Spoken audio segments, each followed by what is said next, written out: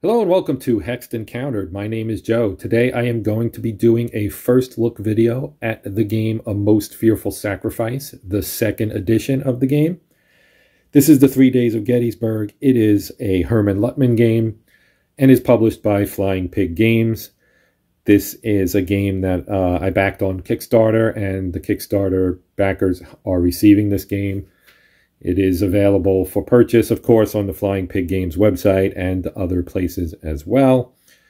And this was released just last year in 2022 with the first edition, and was extremely popular, quickly sold out, and so the second edition was created. I did miss out on that first edition, and I definitely made sure I was not going to miss out on the second edition. There are some upgrades in it, but mostly functionally the same as the first edition. There is an upgrade kit available as well. So if you would like to upgrade from the first edition to the second edition, you can do so. I do not have a list of all the things that were changed, but I'm sure there is a list somewhere, and you can always check on the Flying Pig website. So let's take a look at the game here. So first of all, this box is big and it is heavy. Heavy. This is a lot of game right here. So just taking a look at the back. Okay. So as it says right up here, that the A Most Fearful Sacrifice utilizes a fresh method to simulate Civil War combat titled the Black Swan system. So what's the Black Swan system? Well, we'll talk about that a little bit, but basically if you're familiar with the blind sword system, which also created by Hermann Luttmann, this is kind of similar to that, except that it uses cards instead of chits for activation. So one of the hallmarks of the designs of Hermann Luttmann is that he uses various ways to activate units, and they basically simulate things like the friction of war, fog of war, etc., to kind of give you a really good, meaty kind of simulation of, the things that kind of affect combat. Like, combat is inherently chaotic.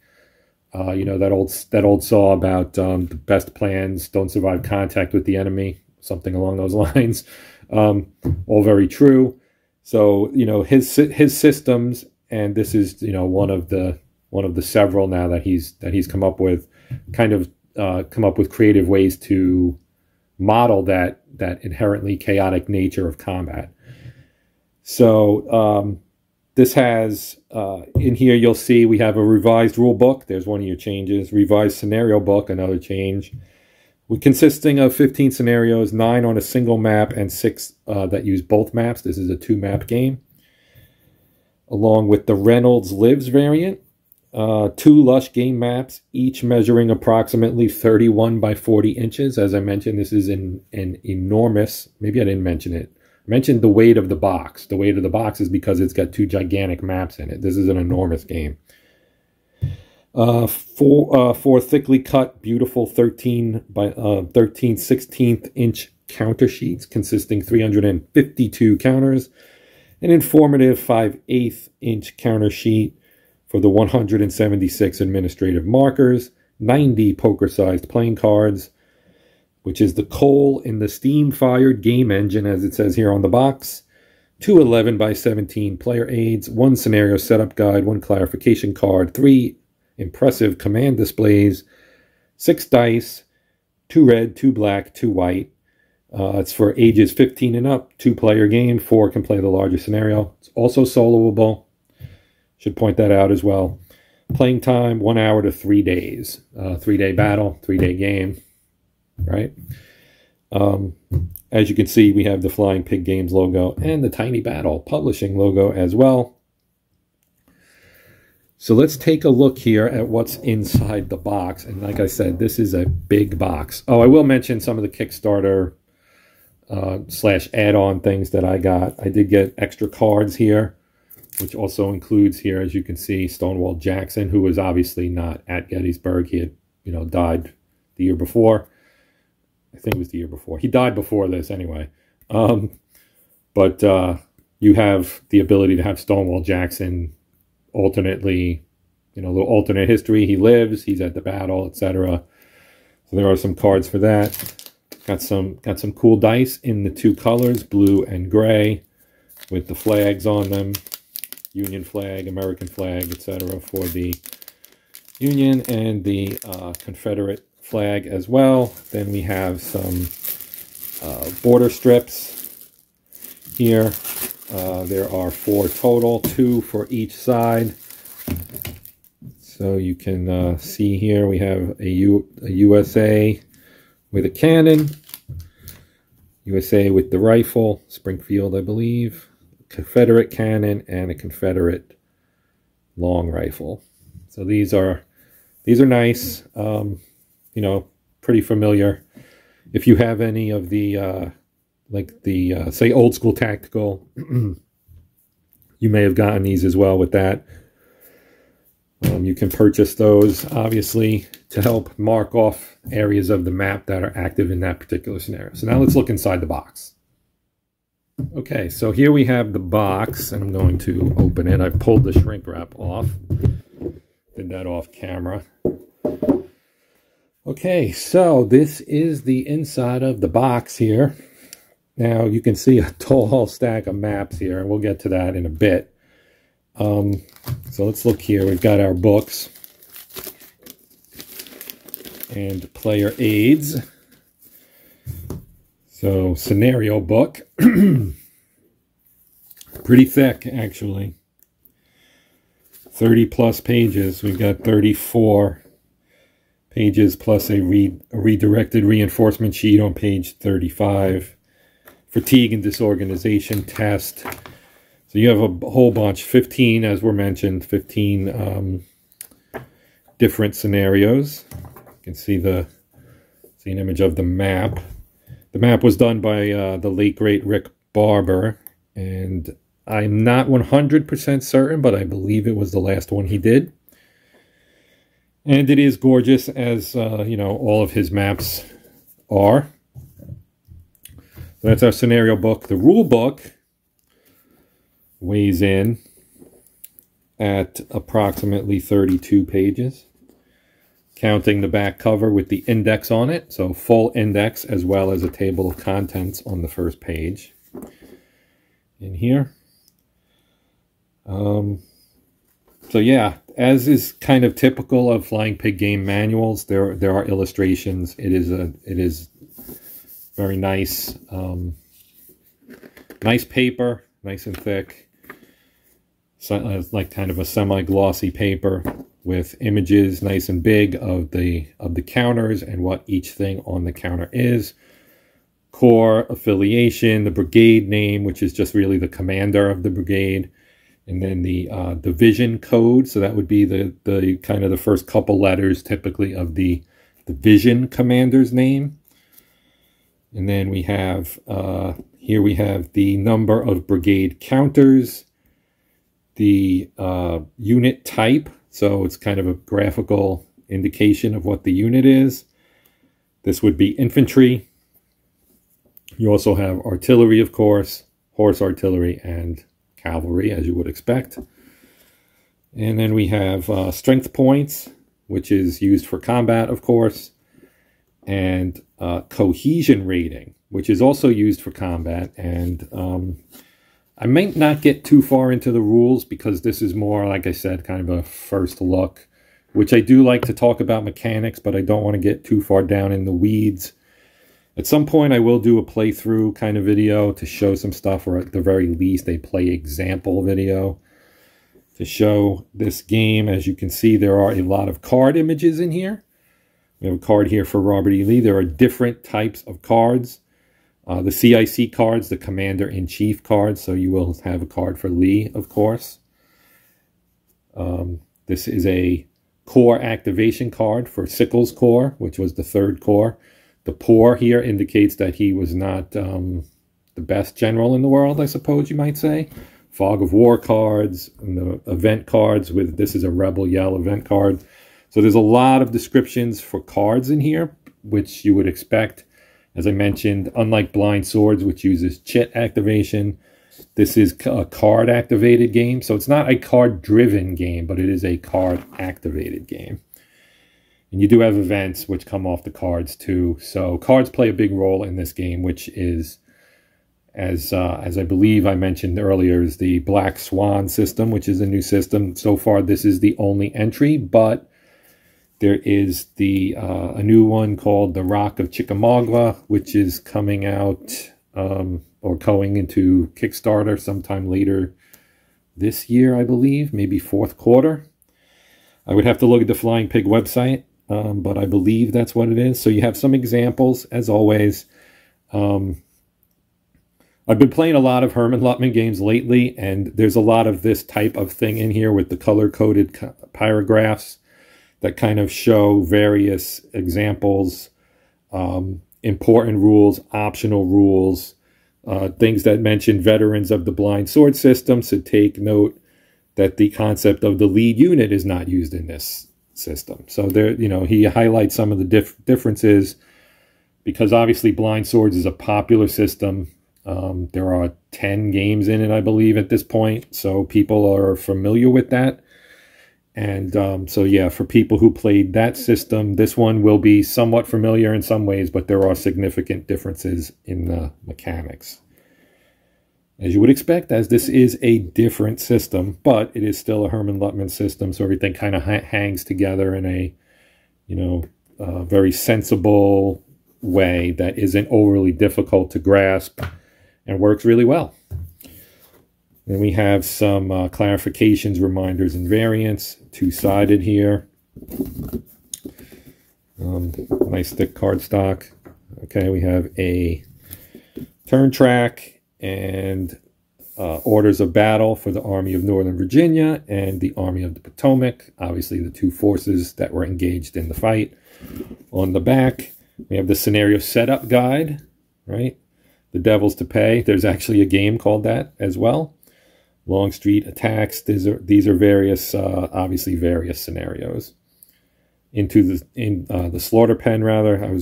I started to read Into the Whirlpool, but the slaughter pen is the first scenario. Then we have our command displays, one for each side. This would be the Confederate, as you can see. So each corps has its own division priority boxes. And again, I don't want to get down in the weeds too much about the mechanics so much, but basically you get a card for each division, and you have core activation cards that will tell you, which you'll then roll a die on. So you draw the card, then you roll a die, and it's a 1d6. Once you roll that six-sided die, it'll tell you what you can do, and then you look at the division card and you roll on that, and that'll tell you kind of what brigades you can use. Can you use your whole division at once? And they have orders and things that would be kind of familiar to people who've played some of his other games as well, because again, that's kind of a key thing with all of Hermann Luttmann's games, is that the whole activation sequence is a big part of it. You activate, formations, and you have to give them orders so that they can do certain things, and everything kind of plays off each other. And the chaos is modeled by not knowing what you're going to be able to do, or in what order you're necessarily going to be able to activate units, and so on. So there's a lot of good nuance in there. This would be the Union command display. Woo! All right. Reynolds, 1st Corps, Hancock, 2nd Corps, Sickles, 3rd Corps, and Sykes, 5th Corps. Again, different divisions. You can see Sickles only has 2. The other 3 have 3 apiece. Then we have another command display here for the other Union Corps. This was a big battle. Sedgwick, 6th Corps, Howard, the 11th Corps, and Slocum, the 12th Corps, reserve artillery. This is actually a good example of what a card would look like. You roll, and it tells you what you can do. This is special activation, as you can see at the bottom. Same thing for your cavalry. Then we have our command table results here. Sequence of play. Things for overnight turns. This was obviously a 3-day battle. You have, you know, things rolling for rallies, break test, panic test, bivouac. And then on here we have our CRT tables. So here's our combat result table. We have a fire combat cohesion test. So remember I mentioned the cohesion rating on the counters. Basically you roll on here first after you get your strength figured out. And again, I'm not going to go too deep into the mechanics, but you roll on here 2d6s in a 11 to 66 format. So you take the black as the 10 digit and the white as the 1 digit, jam them together. That's how you get your roll. You look on here and we have no effect, easy, regular, I think, if I remember correctly, tough, and severe. And then the C is the worst one, and I'm drawing a blank again on what it is and might say on here. But anyway, once you do that, you use the cohesion to roll on this table, and then you'll get results that are a little bit more familiar if you're familiar with some of the other games, like Blind Swords games. You know, things like Shaken and so on and so forth. So you have this table. These two kind of work together. You have an assault table. You have fire combat ranges for various types of weaponry and ordnance. You know, you have muskets and carbines, rifled cannon, smoothbore cannon, mixed cannon, and the ranges for effective and long, canister for your artillery, combat shifts, for column shifts rather, for combat, for both fire and assault, and then your result codes down here. And we have our combat event table and your close fight resolution table. There's a lot of depth and nuance in this game, as you might expect. Here's our terrain effects chart. A lot of terrain. Really, like I mentioned, the Rick Barber map is ridiculously nice. And then you have your terrain, various terrain types here, movement situations, etc. Now let's take a look at our counters. So here we have some markers shaken. Whoops, they pop right out, so be careful if you don't want to pop them out. On the back, you have all units shaken. Then we have units, which again, you have your corps, your brigade name, your division name, cohesion, and etc. All of the things we saw in the rule book. A lot of Union units. There were a lot of Union forces at the battle in the predictable blue color. We have this butternut-ish type color here for the Confederates. And then we have, there's actually, as mentioned on the box, there's a ton of different counter sheets here. You know, the typical, just to mention that real quick, typical kind of large flying pig counters, which are really nice. They punch out real easy. They're pre-rounded, just really, really well done. The production value, as always, on a flying pig games release is off the charts nice. Then we have our kind of our markers. You have bivouac markers. You can mark your victory point hexes. We have assaults, skirmish order, artillery moved, grouping markers, etc. And then types of basically like shoot.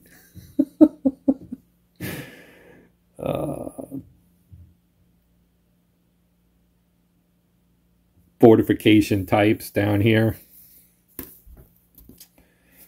Really nice stuff. Cards, lots of cards as you would expect. So here's an event card. So when you get an event card, you can play the event or the default event at the bottom, which is usually something along the lines of move or fire. But this will be specific, and then you have the name of the event, and it'll be hold or play immediately, where you have to play it right away, or in this case, you can hold it as throughout the turn, basically. But you can play it here if you meet kind of the requirements for it, depending. You can play it on any Union, like this one, stand to it, play this event on any Union hex targeted by fire combat, or on a Union defending hex in assault combat after the CRT dice are rolled.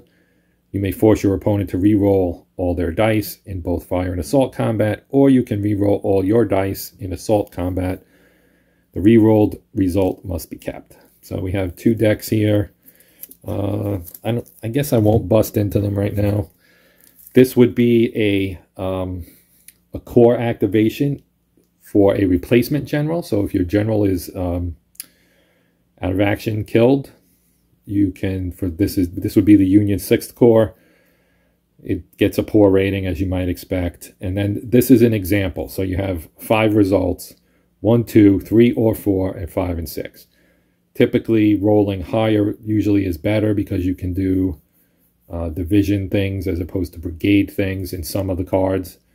And you can see you get 1 brigade from division priority number 1. Those are the boxes on that on the formation card.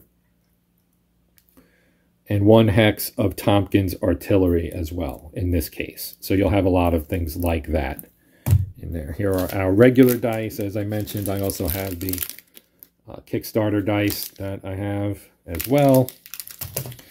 So lots of dice. And now we get to the map sheet. So let me pause here and make some room because this sucker is big. Okay, so what you're seeing here is approximately 1/3 of the map, of one of the 2 maps. So this is 1 map, about 1/3 of it. I'm going to pull it down so you can see the rest.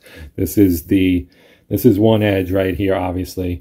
Here's our turn track over here, just so you know. We do also have a little logo here for the game, A Most Fearful Sacrifice. There are features on here that you would recognize if you're familiar with the topography of the Gettysburg battlefield. Things like the Round Tops, the Devil's Den, so on and so forth. Very famous things in Civil War history, obviously, of course. Here's Rock Creek, Deal's Hill. This is the Baltimore Pike here, the White Run, etc. So I'm going to pull it down a little bit. And here is Little Round Top. And this is Big Round Top. So this is a pretty good example of the Rick Barber map. Now this is all like hand-drawn and labeled. He's got, here you can see the home of Mr. Weichert. It looks like J-O-S. Could be Joseph, Josiah, who I don't really know. And then over here, I guess J.T. Weichert, maybe they're brothers. You've got the J or L Plank over here. So he even labeled in like the homes of people who lived here in Gettysburg near the battlefield, or on the battlefield in some cases. You have Houck's Ridge up here, the Valley of Death. As I mentioned, these are all pretty famous in terms of people who know about the battle. These are famous landmarks on the battlefield. So here is Little Round Top and the Big Round Top. As I mentioned, that's, you know, another piece of the battlefield here. Whoops. Now, as we continue down, there's the top edge of this particular map, or the side, depending on how you want to orient your map. And you can see more stuff here, the Emmitsburg Road, etc. So this is one of the 2 maps. And now I'll pause and I'll show you the other map. Okay, so here's our other map. Second map, basically, I guess. North would be this way. And so therefore west, east, and south. This one actually has the town of Gettysburg on it. So again, you have all kinds of details in here. Black Cat Run, the Harrisburg Road. Cemetery Hill is up here. It's a little bit out of the shot right now. But, you know, very, again, just stunningly detailed. It's got everything you can imagine on it, down to, as I mentioned, the various homes. There are, you know, trees and orchards and fields, and just ridiculous, really, really ridiculously detailed. Let's slide this down some. Here's the town of Gettysburg. Gettysburg, right? So there's your town. Here's Cemetery Hill. Got Ziegler's Grove up here. Yeah, Culp's Hill, the Carlisle Road. You can see kind of all the roads going into Gettysburg. Seminary Ridge up here. Very, very, very nice. The Ripple.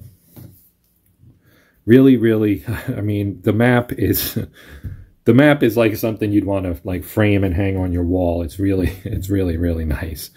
I love Rick Barber's maps. He is and will continue to be sorely missed.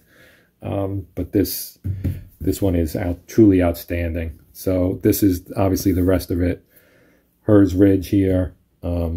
This would be the northwestern corner up there. And yeah, just like really, really nice. So that is the map.